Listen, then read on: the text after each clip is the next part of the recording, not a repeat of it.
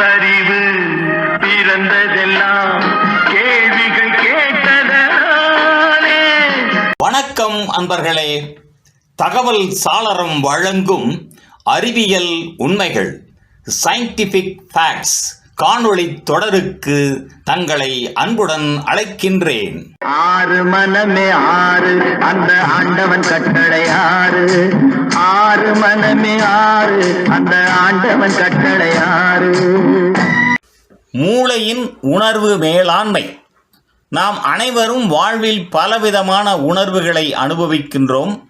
மகிழ்ச்சி, சோகம், கோபம், பயம், வெட்கம் போன்றவை. ஆனால் இந்த உணர்வுகள் நம் உடலில் எப்படி உருவாகின்றன?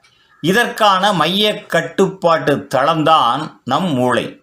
மூளை என்பது வெறும் சிந்தனை மற்றும் நினைவு மையம் மட்டும் அல்ல, அது உணர்வுகளையும் நுண் அறிவாக கையாளும் அதிக கட்டமைக்கப்பட்ட உயிரியல் இயந்திரம்.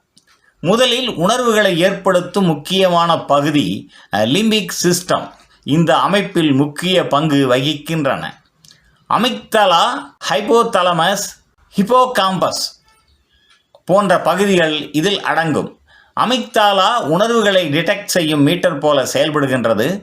உதாரணமாக, திடீரென நாய் ஒன்று நம்மை நோக்கி பாய்ந்தால் பயம் எனும் உணர்வு முதலாவதாக அமிக்தலாவில் உருவாகின்றது. இது உடனே மூளையின் மற்ற பகுதிகளை எச்சரிக்கின்றது. ஹைபோதலமஸ் இந்த தகவலை உடலெங்கும் பரப்பி உடல் எதிர்வினைகளை இயக்குகின்றது. இதில் இதய துடிப்பு அதிகரித்தல், உடல் வியர்வை போன்ற செயல்பாடுகள் அடங்கும். ஹிப்போகாம்பஸ் இது நமது கடந்த அனுபவங்களுடன் புதிய உணர்வுகளை ஒப்பிட்டு நினைவுகளாக பதிந்து வைக்கும். அதாவது ஒரு நிகழ்வுக்கு இரண்டு பேரும் வெவ்வேறு உணர்வுகள் கொண்டிருப்பதற்கு காரணம் அவர்களின் முந்தைய அனுபவ நினைவுகள்தான். இந்த அனைத்து செயல்களும் ஒரு வினாடியிலேயே நடைபெறுகின்றன. மூளை ஒரு நரம்பியல் வலைப்பின்னல் போல இயங்குகின்றது. இந்த தகவல்களை நரம்புகள் நியூரோ டிரான்ஸ்மிட்டர்ஸ் கொண்டு இடம் மாற்றுகின்றது. இதில் முக்கியமானவை டோபாமைன் மகிழ்ச்சிக்கும், செரோட்டினின் அமைதிக்கும், நோர்பைன்ஃப்ரைன் தூண்டுதலுக்கும், கோர்டிசால் மன அழுத்தத்திற்கும் காரணமாக இருக்கின்றன. ஒரு நிகழ்வில் ஒருவருக்கு கோபம் வந்தால் இன்னொருவருக்கு சோகம் ஏற்படலாம். ஏனென்றால் நம் மூளை அனுபவங்களை எப்படி ப்ராசஸ் செய்கிறது என்பதே ஒவ்வொருவரிலும் தனிப்பட்டது. உணர்வுகளின் மேல் கட்டுப்பாடு எப்படி சாத்தியமாகின்றது?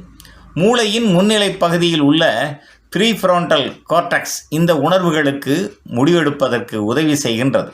அதாவது பயத்தை அடக்கி கொண்டு அமைதியாக செயல்படுவதே இந்த பகுதியில் நடைபெறும் திறமையான உள்கட்டுப்பாட்டின் வெளிப்பாடு. நிறைவாக, உணர்வுகள் என்பது நாம் உணர்கிறோம் என்பதற்குள் நம் மூளை ஏற்கனவே பதிலளித்து முடித்து விடுகின்றது. மூளை உணர்வுகளை செயலாக்கும் விதம் என்பதே அறிவியல் அதிசயமே. அதனால்தான் உணர்வுகளை புரிந்து கொள்வது மனநலத்திற்கும் நல்ல உறவுகளுக்கும் அடிப்படையானதாகும். நன்று நண்பர்களே. தகவல் சாளரம் வழங்கும் அறிவியல் உண்மைகள் தொடரின் பெரிதொரு காணொளியில் மீண்டும் சந்திப்போம். நன்றி, வணக்கம்.